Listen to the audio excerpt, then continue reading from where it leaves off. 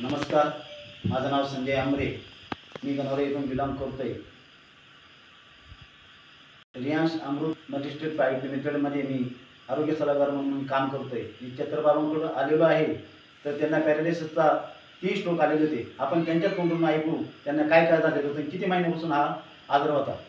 नमस्कार. बाबांना काय काय आजार होता? बाबांना सुरुवातीला म्हणजे डायबिटीज साखर वाढली होती आणि त्याच्यानंतर मग त्यांना ते पॅरालिसिस स्ट्रोक आले. किती स्ट्रोक आले? 3 स्ट्रोक झाले. हां, 3 स्ट्रोक डॉक्टरांनी 3 दिवसाची दिली होती. त्याच्यानंतर थोडं कवर झालं, पण पाहिजे असं आम्हाला त्याचं हे नाही वाटलं, मग रिझल्ट नाही वाटलं. किती बाटल्यामध्ये यांना रिझल्ट आला? आम्ही 4 बाटल्या घेतल्या होत्या. तर त्याच्यातल्या सुरुवातीचे पहिल्याच बाटलीत आम्हाला बऱ्यापैकी रिझल्ट आला होता. काही बाटल्या.